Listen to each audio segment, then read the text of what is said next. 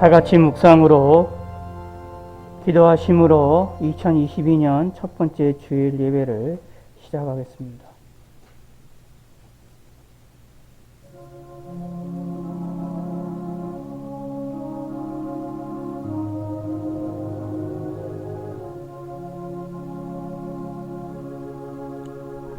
너희 모든 나라들아 여호와를 찬양하며 너희 모든 백성들아 그를 찬송할지어다. 아멘.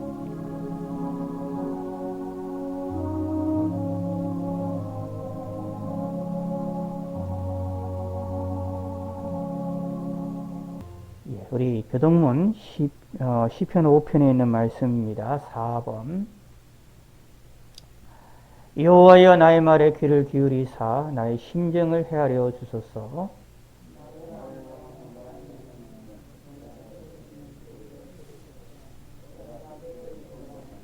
여호와여 아침에 주께서 나의 소리를 들으시리니 아침에 내가 주께 기도하고 바라리이다.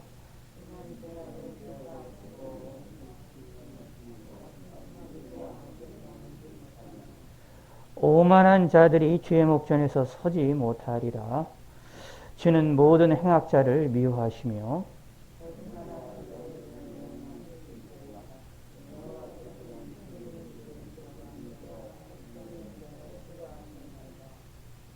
오직 나는 주의 풍성한 사랑을 힘입어 주의 집에 들어가 주를 경외함으로 성전을 향하여 예배하리이다.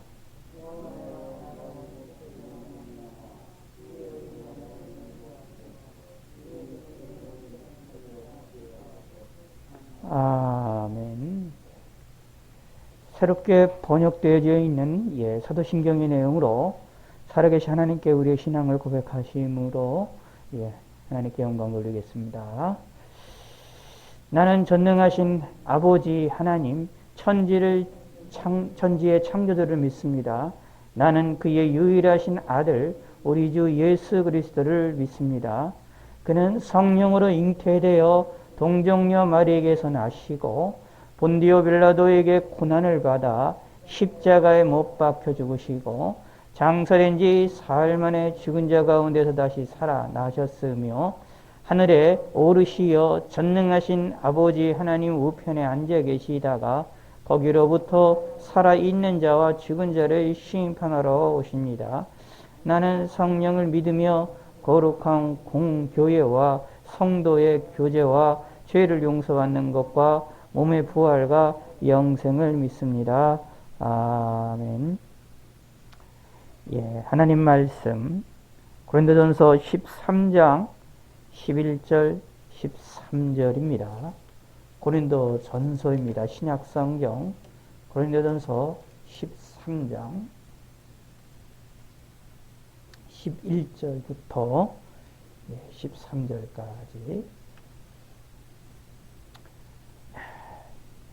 내가 어렸을 때에는 말하는 것이 어린아이와 같고 깨닫는 것이 어린아이와 같고 생각하는 것이 어린아이와 같다가 장성한 사람이 되어서는 어린아이의 일을 버려놓으라. 우리가 지금은 거울로 보는 것 같이 희미하나 그때에는 얼굴과 얼굴을 대하여 볼 것이요. 지금은 내가 부분적으로 아나 그때에는 주께서 나를 아신 것 같이 내가 온전히 알리라. 그런즉 믿음, 소망, 사랑 이 세 가지는 항상 있을 것인데 그 중에 제일은 사랑이라. 아멘. 기도하겠습니다. 하나님 아버지여 감사합니다. 오늘도 저희들이 주님 앞에 나와 하나님께 영광 돌리며 예배할 수 있게 하심을 감사합니다. 2022년 새로운 한 해를 우리가 맞이하고 또 새로운 시작을 하고 있사온데 함께 하시고 올 한 해도 하나님이 은혜를 베풀어 주시고 은총을 베풀어 주시옵소서. 올 한 해도 이렇게 전염병으로 인하여 또 고통스러운 한 해를 보내게 되어질 것 같습니다. 이 한 해를 하나님께서 그래도 지켜주시고 함께 하시고 이 환난의 시기가 속히 멈추어질 수 있도록 끝날 수 있도록 하나님이 역사하여 주시었고 이 삶 가운데에 우리의 삶에 어려움이 없게 하시고 각종 질병으로부터도 지켜주시고 각종 사건과 사고로부터도 우리를 지켜주셔서 우리가 건강하고 강건하게 지낼 수 있도록 하나님이 은혜를 베풀어 주시옵소서. 우리는 할 수 없사오나 하나님이 함께 하시고 하나님이 은총을 베풀어 주시옵고 하나님이 도와주시옵소서. 참으로 우리는 할 수 없사오니 하나님이 역사하시고 하나님이 도와주시고 움직여 주시옵소서. 우리의 모든 삶을 함께 하시고 우리의 마음과 심령과 뜻을 주께서 지켜 주시옵고 우리의 육체의 건강도 지켜 주시옵소서. 우리의 생각은 짧고 우리의 마음은 연약하며 우리의 의지는 부족한 것 투성이옵니다. 하나님이 함께 하시고 알지 못하는 지식을 용서하시고 잘못된 감정과 잘못된 마음을 갖는 것 용서하시고 잘못된 행동과 잘못된 움직임을 갖고 의지를 갖는 죄악을 용서하시옵소서. 우리의 부족한 것, 우리의 연약한 걸 채워주시고 잘못된 지식은 고쳐주시고 바른 지식을 갖게 하시고 바른 마음을 갖게 하시고 바른 의지를 갖게 하여 주셔서 하나님의 뜻을 영화롭게 드릴 수 있게 하여 주시옵소서. 이 나라의 민족을 국률을 베풀어 주시고 함께 하시고 올 대선도 하나님이 붙들어 주셔서 하나님의 택하신 자가 세워질 수 있게 하시고 이 나라 속에 깊은 국민들 속에 깊게 뿌리 박혀 있는 악의 물결들이 뿌리 뽑히어질 수 있게 하여 주시옵소서. 참으로 주님 안에서 하나님을 바라볼 수 있게 하여 주시고 은총을 베풀어 주시옵소서. 특별히 주님의 몸된 교회 성도들을 하나님이 지키시고 은혜를 베풀어 주셔서 하나님을 온전히 바르게 섬기게 하여 주시고 하나님을 섬긴다 하면서 하나님을 욕되게 하고 하나님의 뜻과 어긋난 일이 벌어지지 아니하도록 함께 하여 주시옵소서.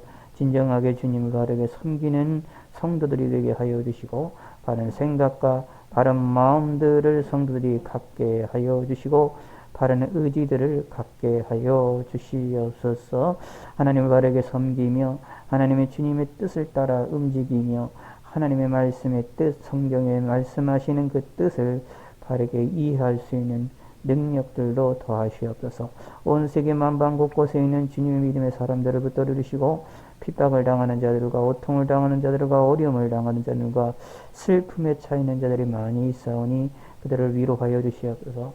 전염병으로 인하여 고통을 당하고 전염병으로 인하여 소중한 사람들을 잃어서 슬픔 가운데 있는 많은 이들이 있사옵니다. 또 여러 가지 사건과 사고와의 질병으로 인하여 슬픔 가운데 빠지고 소중한 사람들을 잃어서 슬픔 가운데 빠져있는 일도 많이 있사오니 그들을 위로하시고 하나님의 힘 주시고 능력 주시고 하나님을 바라보게 하여 주시옵고 또 아버지 또 이렇게 또 하나님 아버지께서 저희들의 삶을 지키시고 인도하시옵소서. 또 이렇게 저희 성도 가운데에 직장인 가운데에 부친상으로 인하여 이렇게 어려움을 겪고 있는 성도도 있사오니 함께 하시옵고 무사히 잘 돌아올 수 있도록 하나님이 붙들어 주시고 인도하여 주시옵소서. 북한에 있는 우리 민족을 붙들어 주시고 특별히 믿음의 사람들을 국률을 베풀어 주시옵소서. 그들의 안타까움을 하나님이 국률이 여겨 주시옵소서. 하나님을 섬기고 싶으나 하나님을 몰래 섬겨야 되는 그들의 심정을 하나님이 헤아려 주시옵소서. 하나님만을 주님만을 섬기고 우상에 절을 하고 싶지 않으나 그들의 생명을 유지하기 위하여 어쩔 수 없이 우상에도 절하며 거짓된 신에게 절을 하면서도 하나님을 섬길 수밖에 없는 그들의 울부짖음과 그들의 고통과 그들의 영적인 고난들을 위로하여 주셔서 속히 북한의 정권이 무너져서 자유롭게 하나님만을 섬기며 자유롭게 하나님만을 바라볼 수 있도록 하나님이 은총을 베풀어 주시옵소서. 우리의 삶에 능력을 주시고 우리의 인생에 하나님이 함께하여 주시옵소서. 온 세계 만방 곳곳에 있는 모든 믿음의 사람들을 지켜주시고 은혜를 베풀어 주시고 하나님이 복을 내려 주시옵소서. 감사드리오며 예수님의 이름으로 기도드렸습니다.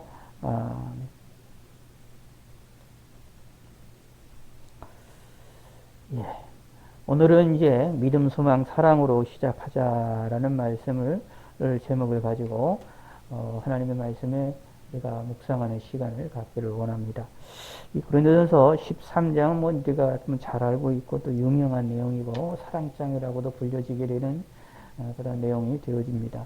이렇게 기독교인들이라면 많은 이야기들이 되어져 있는 내용들이고, 특별히 이 고린도전서에 나와 있는 은사에 관한 부분들은 여러 가지 논쟁도 있고 뭐 여러 가지 이야기들도 있고 많은 내용들이 있지만, 오늘은 이 그 본문 가운데서 우리에게 꼭 알려주고 있는 중요한 핵심적인 부분들을, 우리의 신앙에 대한 핵심적인 것을 우리가 묵상을 하며 올 한 해에 우리가 삶을 살아나갈 때에 무엇을 중심에서 살아나가야 될지를 우리가 기억하기를 원합니다.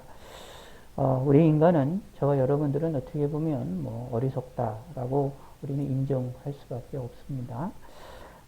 우리가 삶을 살아나가면서 나는 어리석은 사람이 아니다 라고 생각을 또 하게 되고, 나는 똑똑하다라고 생각이 될 때도 많고, 때로는 이렇게 지내다가 보면 나의 아이디어나 생각들이나 마음들이 참 좋은 것들이 많고 아이디어도 많아서 나는 좀 똑똑한 사람처럼 느껴지기도 하고, 나는 강한 사람처럼 느껴지기도 하는 것들을 종종 볼 수 있습니다. 어떤 이들에게는 어떤 사건과 사고가 일어났을 때 그것을 뭐 크게 마음에 상처를 안 받고 지나가는 사람들도 있는가 하면, 어떤 이들은 그런 어려운 일을 할지라도 담담하게 받아들이며 그 일을 또 잘 이기는 사람들도 있어서, 그런 사람들은 혹시 내 마음도 다른 이들에 비해서 강하고 담대하기 때문에 나는 인생이 다른 이들에 비해서 용기 있는 삶을 살 수 있다라고 생각하며 자신의 힘과 마음을 의지를 하고 최고인 것처럼 생각을 하는 경우들이 있지만, 그러나 우리는 조금만 생각을 하면 우리의 생각과 마음이 상당히 연약하다라는 이야기입니다. 의외로 기독교인들의 마음이 약합니다. 예수 믿는 사람들이 마음이 약합니다. 강하다라고 하는 게 아니라 오히려 약하고, 믿음이 있다라고 하는 사람일수록, 기도한다라고 하는 사람일수록 의외로 마음이 순수합니다. 순진합니다. 그러다 보니 사단의 먹이가 되기가 더 쉽고, 악한 사람들에 의해서 넘어가기도 쉽고, 속임을 당하기도 쉽고, 사기를 당하기도 쉬운 것을 우리가 살펴볼 수 있습니다. 의외로 이제 기독교인들 가운데에서 사기를 많이 당하는 사람도 있고, 목회자들 가운데서 사기들을 당하는 것들을 우리가 많이 찾아볼 수가 있는데, 이유인즉슨 의외로 그렇게 약하기 때문입니다. 강한 것 같으나 의외로 약한 이들이 기독교인들입니다. 그런데 우리들은 이것을 좀 인식하지 못하고 살아나갈 때가 많습니다. 내 생각과 마음이 그렇게 될 때가 많습니다. 나는 강한 것처럼 느껴지는 그런 일들도 많다라는 이야기입니다. 이 세상에서 좀 똑똑하다라고 불려지고, 그리고 지혜롭다라고 불려지는 그런 무리들이 있습니다. 그러한 단체들이 있는데, 단체라고 볼까요? 하나의 집단이 있습니다. 그 집단이 뭐냐 하면 흔히 말하는 전문가들 집단입니다. 그 중에서도 가장 이야기가 되는 것이 교수들입니다. 그 중에서도 더 이야기를 한다면 특히 기독교 안에서의 신학자들이라고 볼 수 있습니다.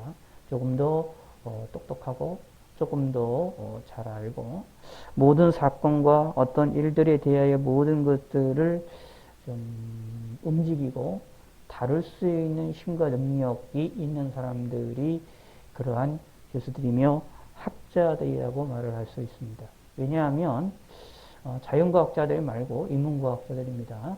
인문과학자, 인문학자들은 그런 일들에 대하여서 이성적 훈련들에 대하여 사고하는 방식과 다룰 수 있는 방법에 대해서 많은 훈련을 받은 사람들이고, 그 일을 가지고 평생 살아나가고 있는 사람들이기 때문에 누구보다도 그 일을 잘 알고 있다라고 하는 것들을 자신감을 가지고 살아나가는 사람들 많이 있습니다.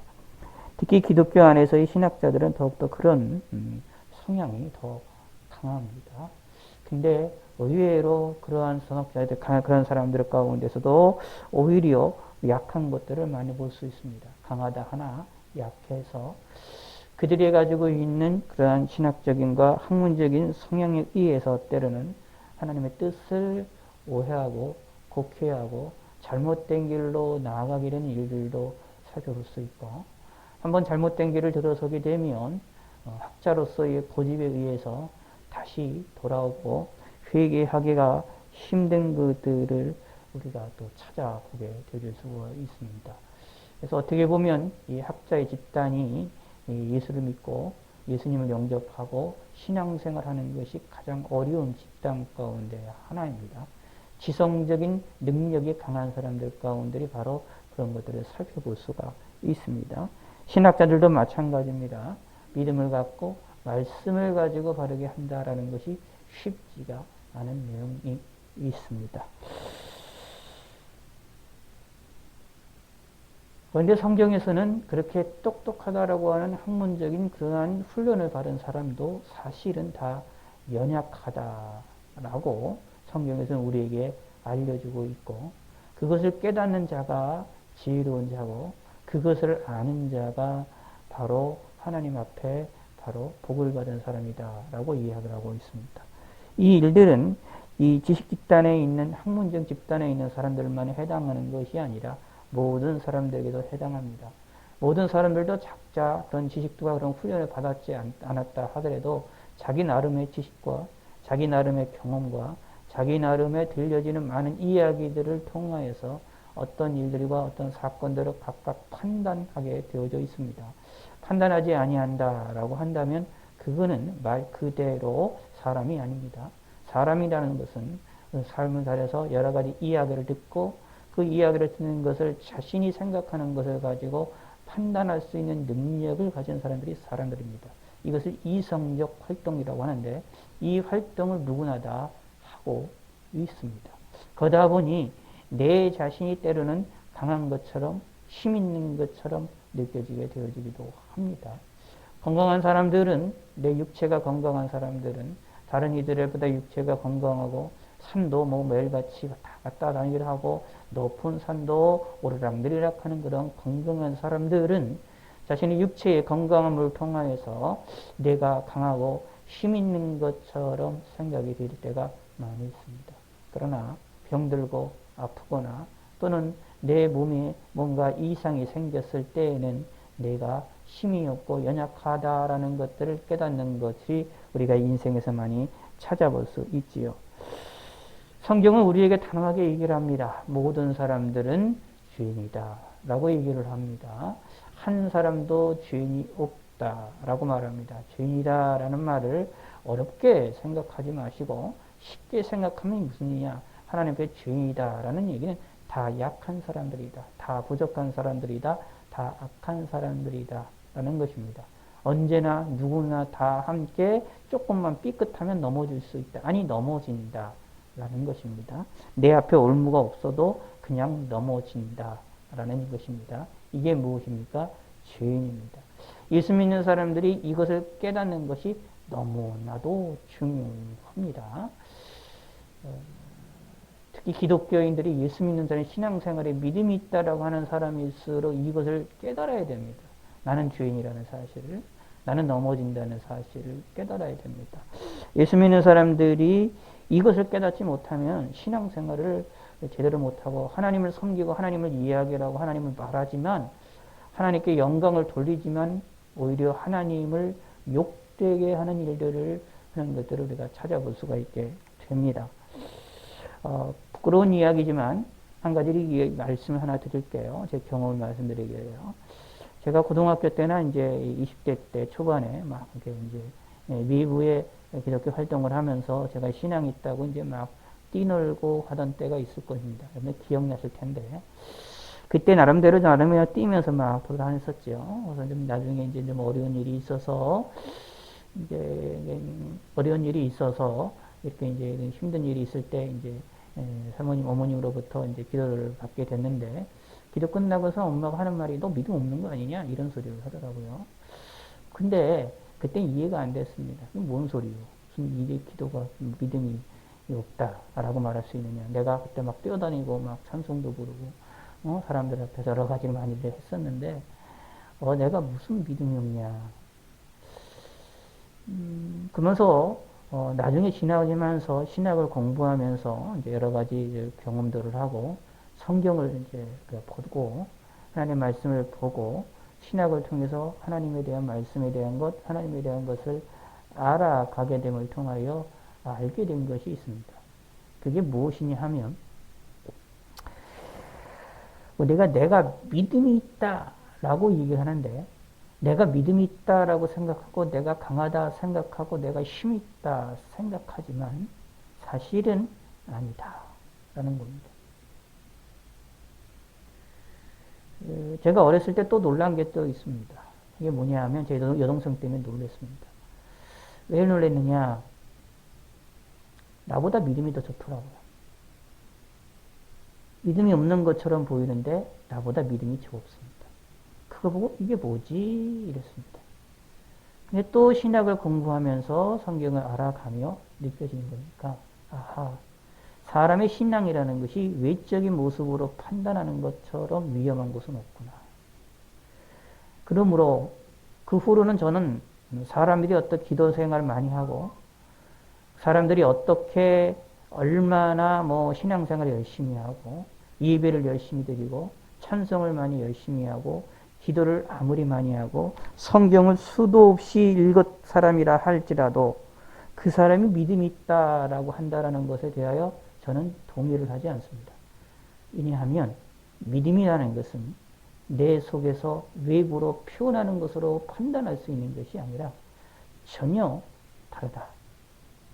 라는 사실을 제가 경험을 하고 알았기 때문입니다. 근데 그것은 제 경험으로만 끝난 게 아니라 성경에 의하면 분명히 나타나 있는 내용입니다. 그러므로 우리는 이것을 좀 알아야 되는데 의외로 기독교인들이 이거를 모릅니다. 아니 인식조차를 하지 않고 이거를 깨닫지를 못합니다. 오히려 자신이 믿음이 있고 자신이 강하고 자신이 기도하고 자신이 말씀을 많이 안다라는 것을 이야기하고 자랑하고 드러내기를 뽐내기를 기뻐하고 조용하지 오히려 자신의 약함을 드러내는 것 드물게 봅니다. 간증하는 사람들도 그렇고요. 설교하는 사람도 그렇고요. 사람들 삶의 서도 내용들을 보면 자신이 강하고 자신이 신앙이 있다는 것을 강조해서 사람들에게 윤회를 끼치고 영향력을 끼쳐서 자기 사람으로 만들려고 하지 자신의 약점을 드러내고 자신의 연약함을 드러내려고 하는 사람들은 거의 찾아보기가 힘듭니다. 왜 그럴까요? 인간이 어리석은 때문에 그렇습니다. 그러므로 이런 신앙에 빠지지 않기, 이런 어리석음에 빠지지 않기 위해서는 이런 신앙생활은 어떤 사람이냐면 바리새인들과 같은 신앙입니다. 바리새인들은 자신이 하나님을 섬긴다라고 자부심을 갖고 이야기를 하고 말했지만 실질적으로 그랬어요. 그러나 예수님께서는 세리의 기도를 더 칭찬하셨던 것처럼 그 내용을 우리는 기억하실 필요가 있습니다. 세리는 바리새인에 비해서 하나님을 섬기는 일에 금식도 안 하지요. 기도도 적지요. 하나님의 말씀도 많이 모릅니다.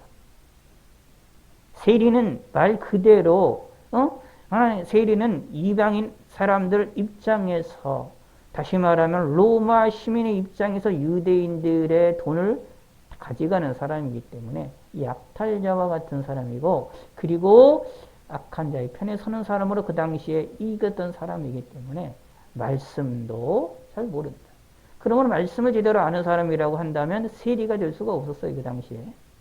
바리새인이면서 세리인 사람이 있었느냐? 없습니다. 바리새인들은 절대로 세리의 일을 하지 않습니다. 그럴 정도로 세리는 하나님 말씀을 모릅니다. 근데 하나님 앞에 섰을 때 예수님의 비유를 가만히 보시기 바랍니다. 누구를 더 칩니까? 세리를 더 칩니다. 이유인즉슨 그 외부의 신앙 때문이 아니라 그 내부의 신앙 때문입니다. 보이는 신앙 때문이 아니라 보이지 않는 신앙 때문에 그 사람을 인정을 합니다.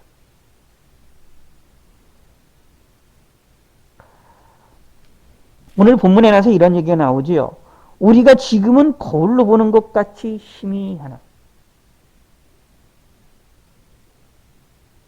우리가 지금 신앙생활하는 우리의 지금의 삶은 모든 걸 희미하게 신앙생활을 하고 있는 겁니다. 내가 죄인이기 때문에, 내가 연약하기 때문에 우리의 신앙생활하는 것에 있어서 모든 것이 확실하다, 이게 아닙니다. 하나님을 보는 것도 우리는 거울로 보는 것처럼 희미하게 봅니다. 이게 그냥 요즘에 얘기하면은 거울을 가지고 이렇게 명확하게 보지 뭐 희미하게 보지를 않잖아요. 카메라 기술도 발전하고 거울의 기술도 발전했기 때문에 거울을 통해서 희미하게 보이는 그런 형상이 보이는 그런 거울이 없어요. 그런 거울은 우리가 하나도 보지도 않으니까. 그런데 옛날에는 그렇지가 않았습니다. 옛날에는 기술이 발전하지 않아가지고 거울을 만드는 게 되게 힘들고 어려웠어요. 그래서 거울을 이렇게 해서 보게 되면 그 안이 내 모습이 그대로 보이는 것이 아니라 아주 여기 명백하게 보이는 것이 아니라 희미하게 보입니다. 때는 왜곡이 돼서 보이기도 하고요. 좀 희미하게 보이기도 하고 구리 같은 것 그런 것에 예를 들어서 이제 반들반들한 이제 철판 같은 거 그 안에서 내 모습을 볼 때, 그러니까 유리 같은 것에 이렇게 볼 때 내 모습이 흐리게 보이는 그런 것처럼 이 모습이 흐리게 보이는 그런 모습이 있었다.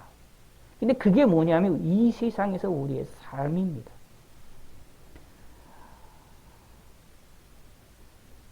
우리가 하나님을 섬길 때, 내가 하나님을 바라보고 신앙생활을 할 때, 나의 삶에 대한 믿음을 내가 가질 때에 내가 하나님에 대하여 바라보는 것에 있어서 항상 우리는 뭐냐 하면 희미하다라는 사실을 알아야 됩니다. 이걸 완벽하게 보이는 때가 언제냐? 그때는 천국 가서 그렇게 되는 것이지 이 세상에서는 항상 희미하다라는 얘기입니다. 이 부분을 우리는 마음에 새겨야 됩니다. 깨달아야 됩니다. 이것처럼 중요한 것이 없습니다. 이걸 깨달으면 나는 항상 하나님 앞에 부족한 사람이 있을 수밖에 없고 연약한 사람이 있을 수밖에 없으니 누구를 바라보게 되느냐 하면 하나님을 바라보게 됩니다. 보이는 신앙의 형태를 따라가는 것이 아니라 내적 신앙의 형태를 따라가게 될 수밖에 없습니다. 11절을 한번 읽어볼까요? 시작. 내가 어렸을 때에는 말하는 것이 어린아이와 같고 깨닫는 것이 어린아이와 같고 생각하는 것이 어린아이와 같다가 장성한 사람이 되어서는 어린아이의 일을 버렸노라. 장성한 사람이 어린아이의 일을 쫓아가는 똑같이 행동하는 사람이 있어요? 없잖아요. 어린아이들을 보면 이렇게 조그만 장난감 가지고 재밌게 놀지만 어른이 돼서 조그만 장난감 가지고 노는 경우도 있습니까? 아니잖아요. 놀아도 즐거움을 찾아도 그 내용 자체가 완전히 다릅니다. 우리가 어렸을 때 특히 여러분들은 저보다 이제 연세가 있으시니까 더 잘하실 거잖아요. 어릴 때 이렇게 고무줄을 넣고 하나 이렇게 이런 놀이 하던 것들을 나이가 들어서 그런 놀이를 하느냐 안 하잖아요.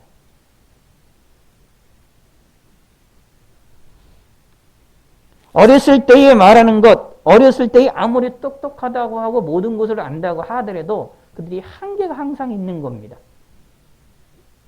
그렇지 않습니까?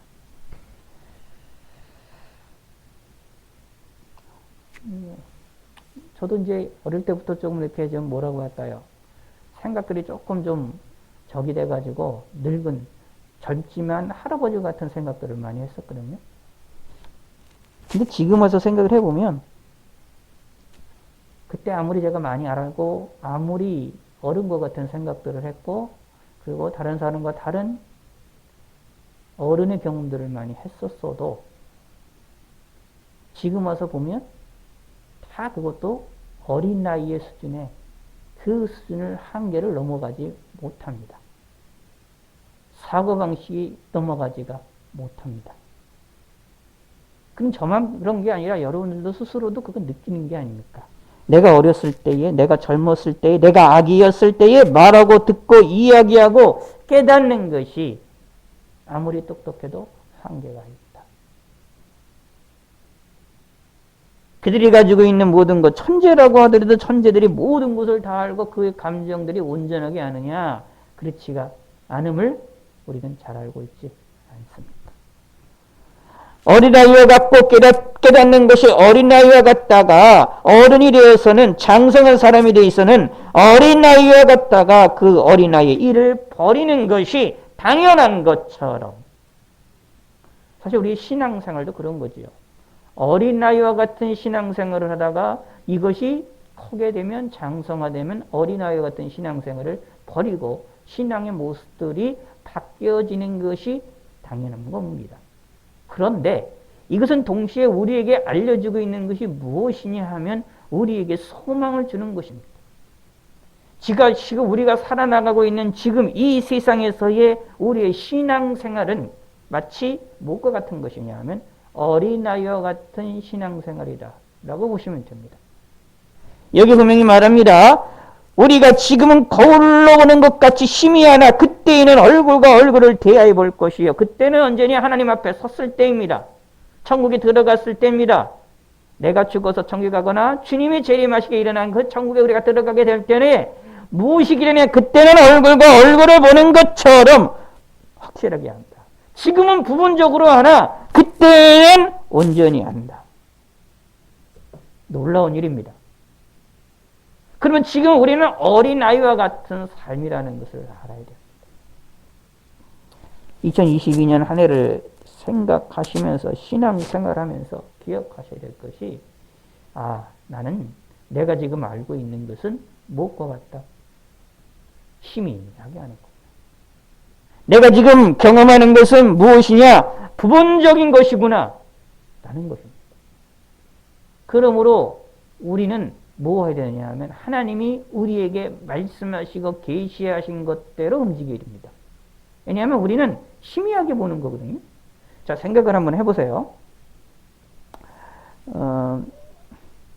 우리가 눈을 감고 이제 뭐 어릴 때 이제 가끔 그런데 어디 뭐 수련회 같은 데 가면 그런 거 하거든요. 눈을 감고 애들 사람을 다 눈을 감게 하고 한 다음에 그 앞에 있는 사람이 눈 뜨고 이 사람을 갖다가 이제 움직이게 하면 그 움직이는 대로 그대로 따라오게 하게 만듭니다. 그러니까 앞에 안 보이니까. 옆에 뭐 있느냐 없느냐 그거 몰라요. 앞에서 뭐 있으니까 여기 위에 있으니까 뭐 머리에 부딪히니까 부딪히지 않게 숙여라. 그건 숙이고 합니다.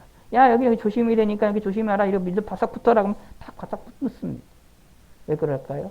안 보이니까 보이는 사람들의 인도를 따라가는 게 정상적인 겁니다. 우리는 이 세상의 삶을 살아나가는 것은 어린아이와 같은 겁니다. 부분적으로 하는 세상입니다.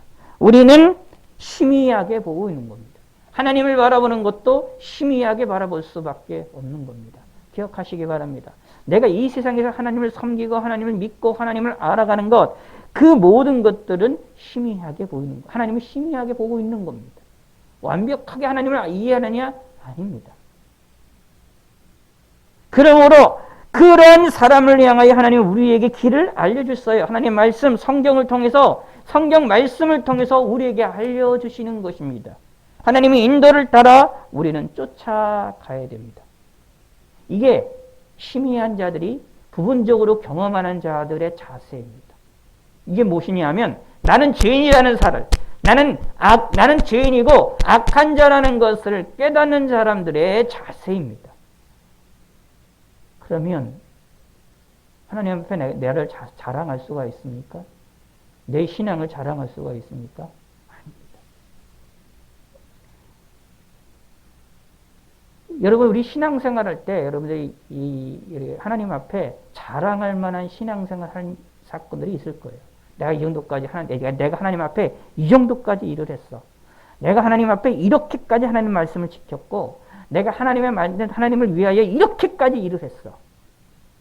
이렇게까지 열심을 다했고 이렇게까지 기도했고 이런 상황에서도 하나님을 욥처럼 하나님을 부정하지 않고 하나님을 섬겼어 라고 하는 신앙을 끝까지 가졌던 신앙의 그런 형태들의 모습들이 있으실 겁니다.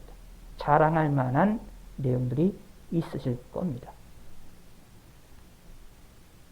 그런데 현재 우리가 보고 있는 것은 부분적으로 하는 것, 부분적으로 경험하는 것, 부분적으로 희미하게 경험하는 것이라는 것을 아는 사람이란다 한다면, 이거를 깨달은 사람이라고 한다면 내가 자랑하고 내가 확신하고 하나님을 잘 섬겼다고 하는 그거조차도 아무것도 아님을 알게 됩니다. 부족한 것임을 알게 됩니다.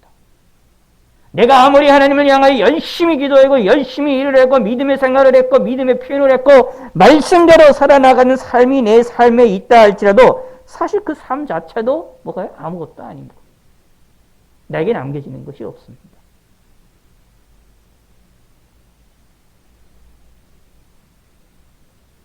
그냥 감사의 따름인 겁니다. 왜냐하면 내가 경험한 것, 내가 한 것들은 부분적인 것이기 때문입니다. 희미한 것이기 때문입니다. 희미한데 부분적으로 있는데 다시 깰게요. 자, 어른의 입장에서 보면 아이들이 재밌어하고 즐거워하고 하는 것들이나 아이들이 재미하는 이런 것들이 대형이 볼 때에 그들을 우리가 귀엽게 보고 사랑스럽게 보게 될 때가 있지 않습니까? 아이들이 아무리 좋다고 이게 좋다고 막 자랑을 해보아야 그 자랑이 이것이 무엇입니까? 우리 어른의 입장에서 보면 그냥 아무것도 아니잖아요. 장난감이 불과한 거잖아요. 요즘에 장난감들이 많더라고요.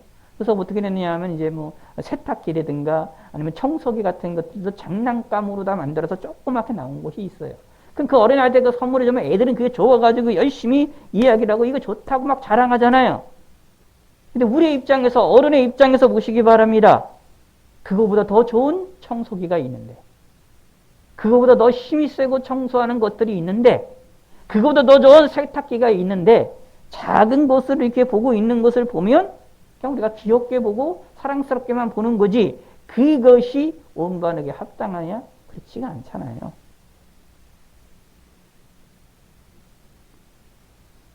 그걸 조금 더 생각을 해본다면 참 우리가 생각해 봐야 될 점이 많습니다. 그러면 우리가 하나님 앞에 섰을 때에 하나님 앞에 자랑할 게 있느냐? 자랑할 게 아무것도 없습니다. 드러낼 게 아무것도 없어요. 그래서 원래 제가 깨달은 바는 이렇습니다. 이렇게 말씀을 드려야 조금 이해가 쉬울 테니까 제가 깨달은 바는 이래요. 성경을 통해서 제가 깨달은 바는 무엇이냐 하면 진정한 믿음은 내 인생을 딱 뒤돌아봤을 때에 하나님이 기뻐하시는 삶을 산 사람들의 특징은 내가 기뻐한 삶을 내가 살고 내 인생을 딱 뒤돌아봤을 때에 내가 한 게 아무것도 없다라고 느끼는 사람이다. 라고 저는 생각합니다. 왜냐하면 모든 것이 하나님이 행하신 일이기 때문입니다. 자, 요한계시록에 보면 장로들이 상급을 이야기하는 면류관, 관을 하나님께 드리며 찬송을 하지요. 보호자에 던지며 찬송을 합니다. 이 면류관이라는 것이, 이 관이라는 것이 성경 안에서의 하나님의 상급을 나타내는 표현법으로 아주 중요한 내용입니다. 하나님의 상급을 하나님이 사람들에게 주시는, 성도들에게 주시는 상급으로서 상급을 주신다라는 것을 표시를 하시고 드러내시는 상징적인 물로 이 면류관이 가장 중요합니다. 왜 그럴까요? 잘 생각해 좀 말씀드린 것처럼 이 당시에 모든 이들에게 왕으로서의 가장 왕으로 드러내는 왕이라는 것을 표시하는 것 중에 가장 중요한 게 무엇이냐면 면류관이거든요. 관이거든요. 그래서 이제 여러분 영화를 보거나 아니면 뉴스를 보거나 옛날 고대 시대 보세요. 그러면은 왕으로서의 권위를 나타내기 위하여 하는 것 중에 몇 가지가 있어요. 옷이 화려하고 그리고 면류관을 쓰고 관을 씁니다. 이제 우리나라는 이제 그런 것가 있지만 외국에는 더욱더 이게 서양 문화는 이게 더 강해요. 그러니까 생각해 보세요. 이 면류관이라는 것이 사람들이 가장 눈으로 볼 때 먼저 보는 것이 뭐냐? 얼굴을 보는데 얼굴을 통해 보는 것이 화려한 면류관입니다. 그래서 하나님이 우리에게 주시는 상급을 확실하게 표현하는 방법으로 면류관을 통하여 묘사하시고 상징으로 말씀하고 계십니다. 그런데 이 장로들이 왜 이 면류관을 던지며 하나님께 찬송했을까요? 이것을 왜 던지며 하나님께 경배를 했을까요? 고민을 좀 해보실 필요가 있는 겁니다. 상급이란 무엇입니까? 하나님이 우리들에게 주시는 상급, 보상입니다. 어떤 보상입니까? 이 세상에서 하나님을 섬기고자 했고 이 세상에서 열심히 우리가 예수 믿으며 행동했던 그 행위에 대한 보상입니다. 그러면 누구의 노력일까요? 나의 노력입니다. 우리의 노력에 의하여 얻어지는 보상이 상급입니다. 그러면 내가 얻어지기 위하여 얻어진 상급이라면 그거를 왜 던집니까?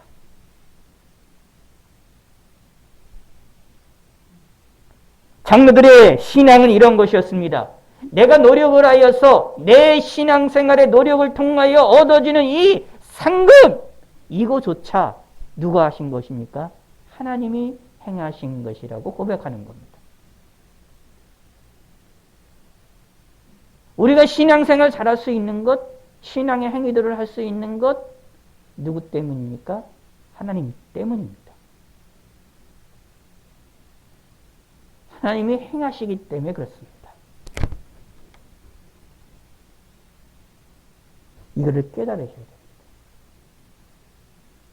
왜 이런 삶을 사느냐 하면, 왜 이렇게 될 수밖에 없느냐 하면, 우리의 현재 삶은 희미하다. 하나님을 보는 것도 희미하고, 이 하나님을 향하여 바라본 하나님의 은혜를 받는 것도 사실은 희미하게 받는 거예요. 하나님으로부터 받는 것도 부분적으로 알게 되는 겁니다. 부분적으로 은혜를 받는 겁니다. 천국에서의 기쁨과 즐거움과 모든 것들에 대하여 이 세상에서 조금씩 맛보는 것, 일부만 맛보는 것에 불과한 것이라는 이야기입니다. 근데 부분적으로 알고 부분적으로 경험하는 것 가지고 모든 것이라고 생각하는 것, 착각 속에 빠지는 겁니다. 어린아이의 일을 가지고 이게 최고라고 생각하는 것, 착각 속에 빠지는 거라는 이야기입니다. 하나님이 보시면 코 웃음 칠 수밖에 없는 내용입니다.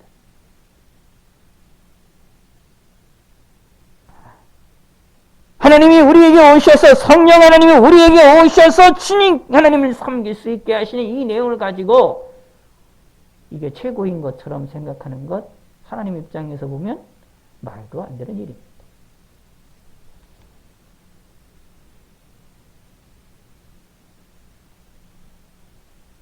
우리의 소망이 있습니다.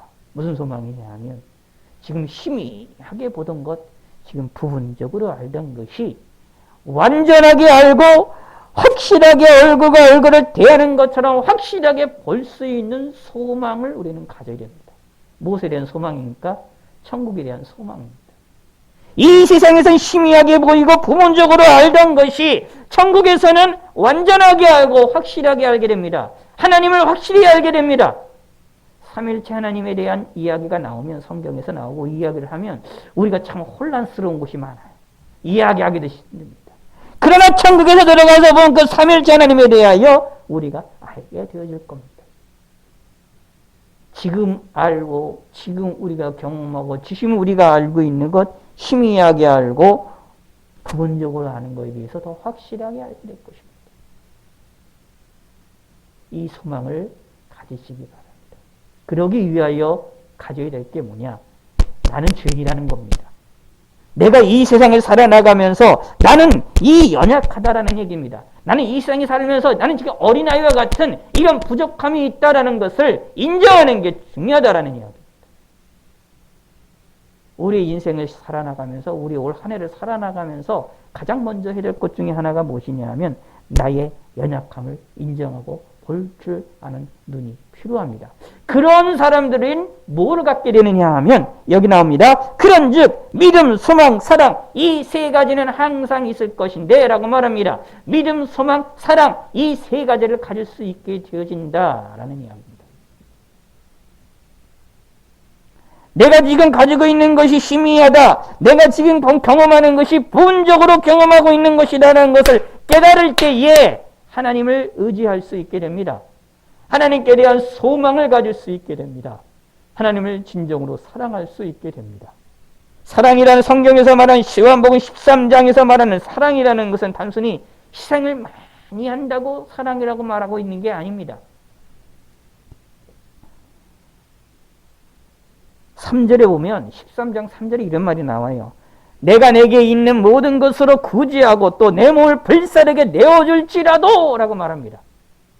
이거 사랑 아닙니까? 희생 아니에요? 사랑의 형태의 모습입니다. 내 몸을 불사르게 다른 이들을 위하여. 불사르는 사랑, 사랑의 모습이잖아요. 그런데 성경이 뭐라고 표현하냐면 이런 일을 행한다 할지라도, 이런 사랑의 모습이 있다 할지라도 사랑이 없으면 내게 아무 유익이 없느니라 라고 말합니다. 성경에서 말하는 사랑은 단순하게 희생의 문제를 뛰어넘는 사랑입니다. 무엇과 관계된 겁니까? 하나님과 관계된 사랑입니다. 무엇과 연결된 겁니까? 믿음, 소망과 함께하는 사랑입니다. 무엇입니까? 현재 희미하게 부분적으로 보게 되어지는 하나님에 대한 모습, 그 믿음, 부분적으로 보게 되어지고 희미하게 보이는 가운데서도 하나님을 믿고 의지하게 되는 그 사랑을 말합니다. 아까 말씀드린 것처럼 지금 우리가 어릴 때에 어떤 수련회를 가게 되면 눈 감고 아이들을 다 연결을 시켜놓고 앞에 있는 사람이 이끌어 나가는 대로 갈 때에 그 사람이 앞에서 말하는 사람들의 말을 믿고 있는지 없는지 모르지만 그걸 가도 그대로 따라가야만 그것을 통과하고 움직여 나갔던 것처럼 희미하게 보이고 부분적으로 아는 우리들은 완전하게 알고 확실하신 하나님이 우리를 이끌어 나가신 대로 우리는 쫓아가야만 해야 된다라는 얘기입니다. 그래서 믿음, 소망, 사랑이 필요한 겁니다. 누구를 향하여? 하나님을 향하여. 그러므로 믿음, 소망, 사랑이라는 것이 우리가 항상 있어야 된다라고 말을 할 때에 그 안에 각 전제되는 것이 있어요. 그게 뭐냐입니까? 우리는 부분적으로 안다. 우리는 희미하게 안다. 라는 것입니다. 어린아이와 같이 하는 것이다. 라는 것입니다. 다시 말씀드리면 나는 죄인이라는 이야기입니다. 나는 연약하다라는 얘기입니다. 나는 부패 있다라는 이야기입니다. 이거를 인정을 하는 이야기입니다. 그래야 하나님을 의지할 수 있고 하나님을 믿을 수 있고 하나님을 소망할 수 있고 하나님을 사랑할 수가 있게 됩니다.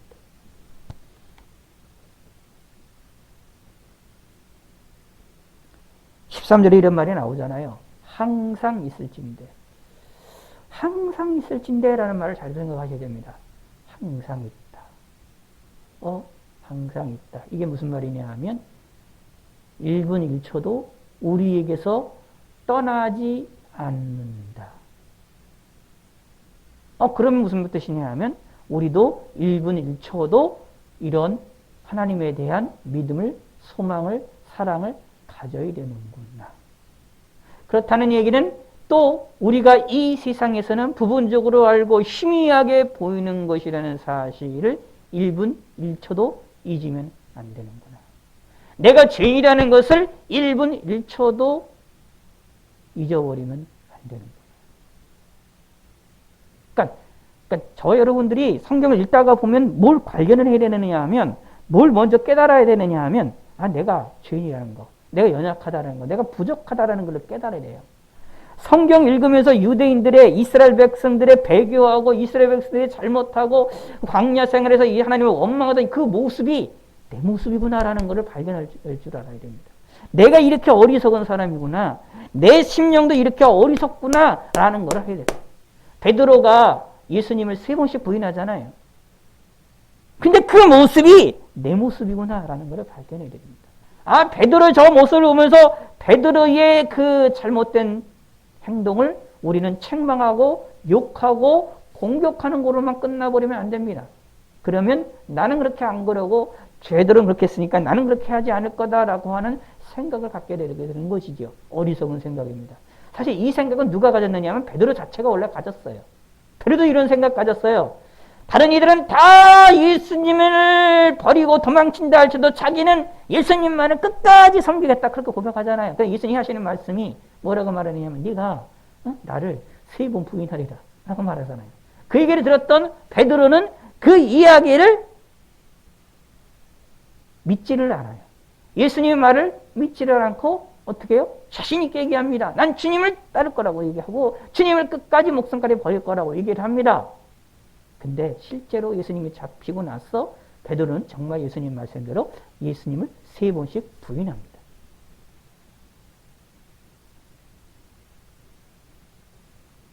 그래서 요한복음 마지막에 보면 부활하신 예수님이 베드로를 만나고 나서 베드로에게 3번이 물어보지요.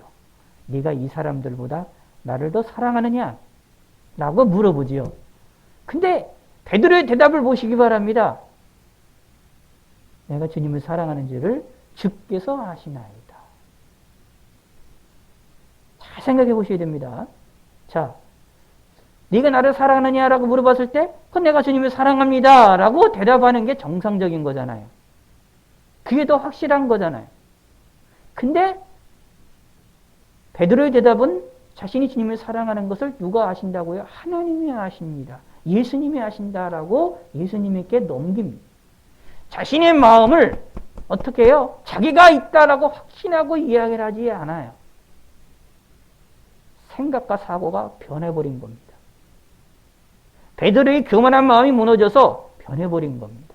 자신이 연약하다는 것을 인정해요. 그리고 자신 속에 있는 마음을 진짜 아는 것은 예수님이다. 하나님이라고 고백을 하게 되는 것입니다.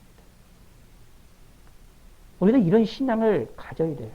그러기 위하여 성경을 읽으면서 성경에 나와 있는 것을 통하여 내가 연약하다는 것을 깨달으셔야 되고 내가 부족하다는 것을 깨달으셔야 되고 내가 힘이 없다는 것을 깨달아야 돼요. 그래서 성경에 의하면 성경을 통하여 우리가 깨달을 수가 있는 거 바가 무엇이냐 하면 기도 못한다. 예배 못 드린다. 하나님을 잘 섬기지 못한다. 내가 믿음이 약한 것 같다. 그게 문제가 되는 게 아닙니다. 그 모습은 우리의 모습입니다. 저와 여러분들의 모습입니다. 문제는 그걸 인정하고 그래도 주님을 믿습니다. 내가 믿음이 연약해도 그래도 주님을 의지합니다. 그래도 주님께 소망을 둡니다. 그래도 주님을 사랑합니다. 라고 하는 신앙을 갖는 게 중요합니다. 기도 못한다고 낙심하고 낙담하고 있는 게 아니라 그래도 하나님을 믿습니다. 내가 연약한 것이 투성인데 그걸로 낙담하는 게 아니라 그래도 주님을 믿습니다. 내 인생을 뒤돌아봤을 때 남아있는 것이 아무것도 없어도 괜찮습니다. 남아있는 것은 누가만 남으면 됩니까? 하나님만 남으면 됩니다. 그러면 내 인생에 부족한 것 투성이들 하나님께서 다 채워주시고 큰 상급으로 주시게 될 겁니다. 한 가지 기억해야 될 것은 상급론에 있어서 중요한 내용이 있는데 상급을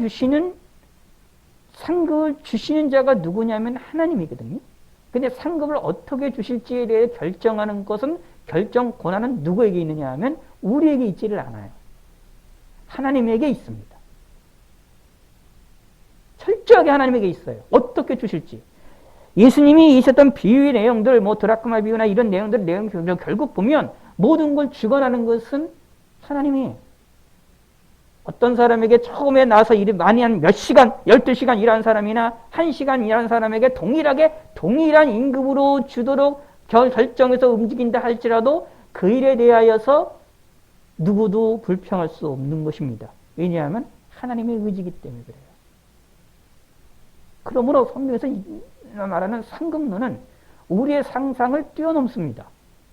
자, 우리는 이 세상의 법칙에 의해서 1 플러스 1은 2가 되는 게 이 창조세계의 법칙이잖아요. 하나님이 이 세상을 창조했을 때 이 세상의 법칙이에요. 그런데 천국에서는 그게 아니에요. 1 플러스 1이 2가 되는 게 아니라 하나님이 우리에게 상급을 주실 때는 1 플러스 2는 몰라요. I don't know예요. 누구의 뜻이 달려있냐면 하나님의 뜻에 달려 있습니다. 우리는 이 세상에서 내가 일을 많이 하고 내가 하나님에 대한 봉사활동을 하나님에 대한 섬기는 활동을 많이 하게 되면 많은 상급을 받을 거라고 생각하죠. 우리는. 근데 성경을 조금만 들여서 보면은 아니에요. 하나님이 주시는 상급의 개념은 아닐 수도 있어요. 내가 많이 했다라는 것이 아니라 하나님이 우리에 대하여 우리의 믿음을 보시고 주시는 것이 하나님의 큰 상급이 되어질 수 있기 때문에 이 세상에서 우리가 많이 봉사활동한 것에 대해 하나님이 적게 주시고 우리가 적게 했다 할지라도 크게 주시게 될 수도 있는 것입니다. 알 수가 없는 거예요. 오직 하나님이 우리를 향하여 보시는 기준점은 뭐냐면 믿음이거든요. 하나님을 얼마나 믿고 소망하고 사랑했느냐거든요. 그런데 그것에 대한 판단에 의한 상급을 주시는 것조차 누구의 의지 땅입니까? 하나님의 의지. 근데 그것을 조금 보이는 것 중에 하나가 뭐냐 하면 작은 일에 충성한 자에게 하나님이 큰 상급을 주신다는 원리가 있습니다. 상급론에 들어가서 보시면 내가 좀 생각해 봐야 되는 말씀입니다. 자, 이래서 이렇게 얘기할까요? 좀 더 노골적으로 좀 얘기를 할게요.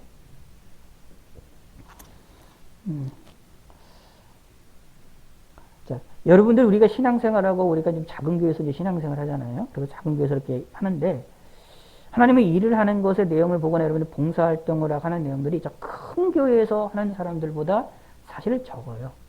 그렇잖아요. 행동도 적고 봉사활동도 적고 하나님께 예물 드리는 것도 적고 그렇잖아요.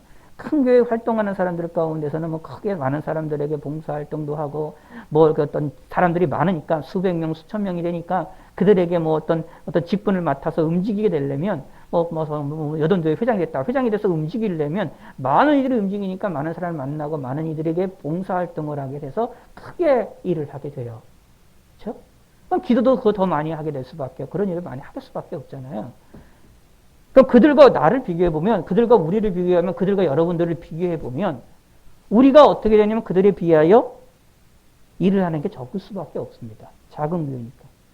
사람들이 적으니까. 일도 작아요. 부자들이 하나님을 섬기는 거, 예, 하루에도 뭐 헌금도 많이 수천할 수 있고 하나님께 할 수가 있어요. 근데 우리는 작은 돈만 가지고 나오니까 병력이 적단 말입니다. 그러면 우리 이런 생각을 할 수가 있습니다. 그 큰 교회에서 성도의 신앙생활하는 성도들보다 우리가 상급이 더 적을 거다. 왜냐하면 그들이 하는 일은 더 많거든요. 많은 사람들이 봉사하거든요. 많은 이들이 희생도 많이 하거든요. 많은 일을 돌지만 우리가 하는 것들은 적으니까 우리는 그들보다 상급이 적을 것이다 라고 하는 생각을 가지고 있게 되는 경우가 많습니다. 아니 그렇게 생각을 하고 있고요. 또 그렇게들 이야기가 되고 그렇게들 사람들의 심리적인 것에 자꾸 심어주고 있고요. 많은 사람들께 심어주고 있어요. 그렇게요. 교회들에서도 그렇고요. 많은 사람들도 가르칠 때 그런 식의 이렇게 뉘앙스를 가지고 이야기를 합니다만 성경을 조금 제대로 좀 이해를 하고 잘 보면 그 생각이 잘못됐다는 것을 분명히 알 수가 있어요. 예수님이 비유 가운데에서 달란트 비유에서도 뭐라고 얘기했냐면 2달란트 5달란트 비유 한 사람에게 뭐라고 했느냐면 작은 일에 충성하였다라고 칭찬하십니다. 냉수 한 그릇을 대접한 사에게 누구에게? 소자에게 냉수 한 그릇. 작은 일이잖아요.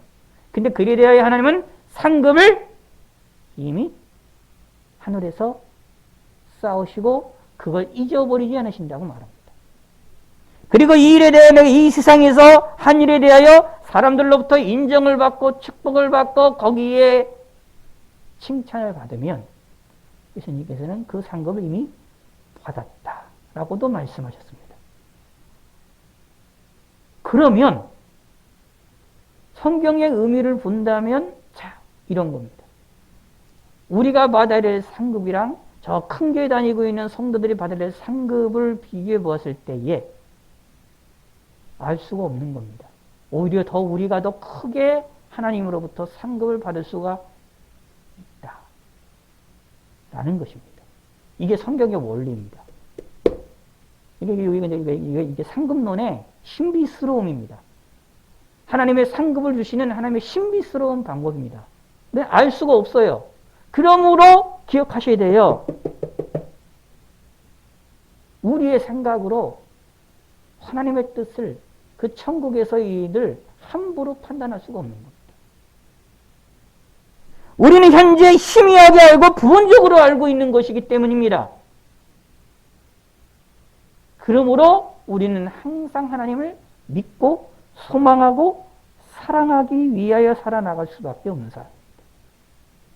이 신앙의 이 모습을 우리는 배우시길 바라겠습니다. 그 중에 제일 사랑이라 믿음과 소망이라 사랑 안에 다 포함을 있기 때문에 그렇습니다.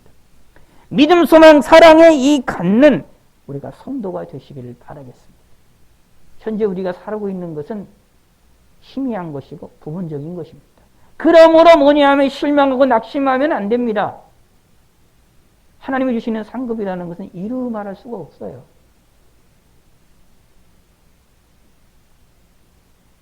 내가 평생토록 30년, 40년, 50년, 60년, 70년 동안 주님을 섬겼습니다. 상급이 많을 거라고 생각하죠. 근데 또 모릅니다. 처음 된 자가 나중된 자가 처음 된 자라고 말씀하시는 것 때문에 있음이든지 1년 된 사람들에게 하나님이 더 큰 상급이 있을지 누가 압니까? 알 수가 없는 겁니다. 그러므로 우리는 오직 누구만 바라보면 됩니까? 하나님만 바라볼 수밖에 없는 겁니다. 이게 성경에서 우리에게 알려주고 있는 내용인데 우리는 이거를 잘 몰라요. 아니 알아도 이거를 갖다가 무시를 합니다. 자꾸 세상의 방법을 가지고 이 제약된 이 세상의 계산법으로 성경을 계산하고 하나님을 계산하려고 하고 하나님을 이해하려고 합니다. 그러면 거기서부터 문제가 발생이 되는 겁니다. 세상의 계산법으로 하나님을 계산하지 마세요. 우리가 아는 하나님은 성경에서 말하는 그 하나님을 우리가 알 때도 희미하게 하는 겁니다. 부분적으로 경험하는 것들입니다. 우리는 말씀대로 성경대로 그냥 쫓아가기만 하면 됩니다. 내가 이해를 하든 이해하지 못하든 내가 잘 알지 못하든 괜찮습니다. 쫓아가기만 하면 됩니다. 하나님은 모든 것을 확실히 알고 계시기 때문입니다. 하나님이 우리의 삶을 모든 걸 확실하게 아시고 계시기 때문에 모르는 것이 하나도 없다라고 성경이 우리에게 알려주고 있기 때문입니다. 이런 하나님을 2022년 한 해도 믿으시기를 소망합니다. 믿음, 소망, 사랑이 22년 한 해 동안에도 아니 우리 일평생 동안 있기를 소망합니다. 내가 지금 살아나가고 있는 이 인생은 희미한 인생이고 부분적으로 아는 인생이라는 것을 깨달으셔서 천국에 대한 소망을 가지시기를 축원합니다. 천국에 대한 소망을 갖는다면 우리는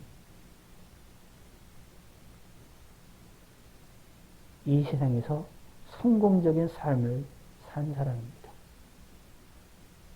성공한 인생을 산 사람들입니다.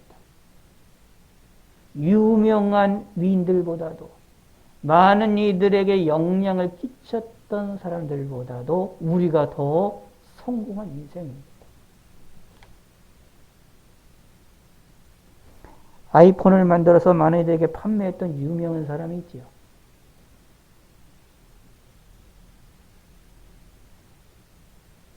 그런 사람보다 예수 믿는 저와 여러분들이 유명하지 않은 저와 여러분들이 더 성공한 인생입니다. 우리나라의 대통령보다 미국의 대통령보다 유명한 사람들보다 유명한 연예인들보다 유명한 스타들보다 성공한 인생을 산 사람이 누구냐? 예수 믿는 저와 여러분들입니다. 우리가 아는 것은 희미하게 알고 부족하다라는 것을 알며 나는 죄인이라는 것을 알며 오직 하나님만이 최고이고 하나님만이 우리의 모든 것이라고 고백하며 하나님을 향한 믿음과 하나님을 향한 소망과 하나님을 향한 사랑을 갖는 사람들이야말로 성공한 사람 중에 성공한 사람이고 승리자 중에 승리자이심을 믿어서 올 한 해도 믿음, 소망, 사랑으로 하나님께 영광을 돌리시고 하나님께 더 큰 위로를 받으시고 천국에 대한 소망을 가지시는 놀라운 성도가 되시기를 모든 성도님들이 되시기를 축원합니다. 우리가 받을 상급은 어마어마할 겁니다. 저보다는 여러분들이 상급이 더 클 것이고 여러분들의 상급은 다른 있던 어떤 사람들보다도 큰 교회였던 사람들보다 더 크게 받을 것이 분명합니다. 사실 제가 이해한 바에 의한, 제가 생각한 성경을 통하여 이해한 바에 따르면 그런 믿음을 갖습니다.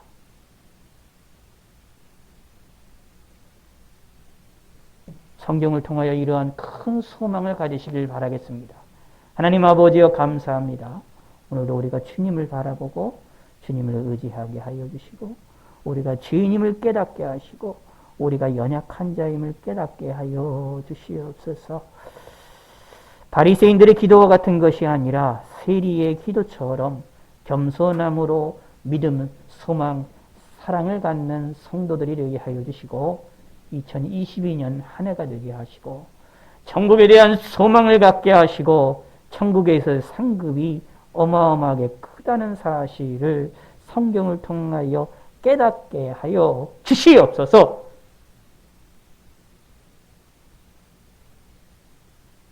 우리의 작은 믿음이, 우리의 작은 소망이, 우리의 작은 사랑이 하나님으로 인하여 거대한 열매가 맺어질 수 있도록 은혜를 베풀어 주시옵소서. 감사드리오며 예수님의 이름으로 기도드렸습니다. 아멘.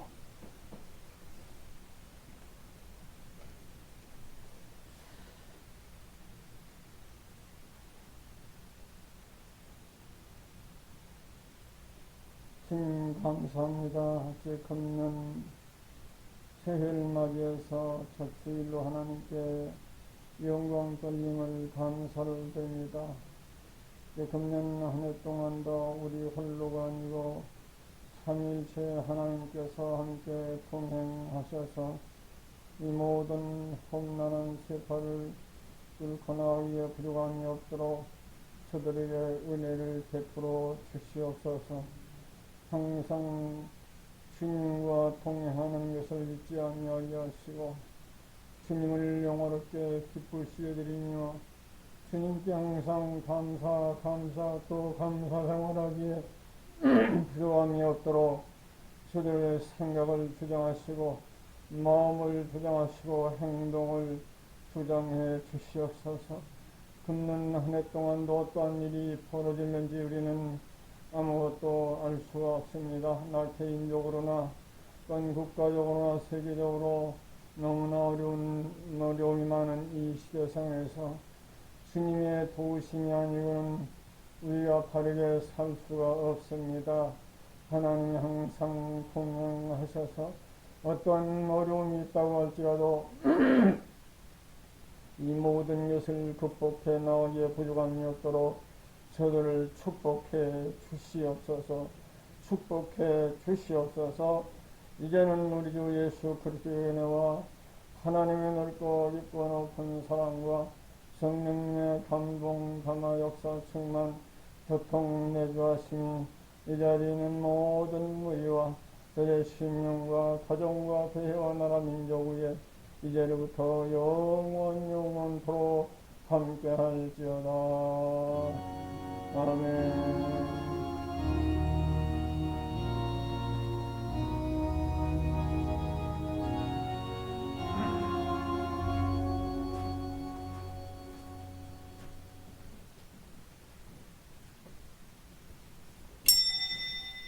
감사합니다. 이것을 마치겠습니다.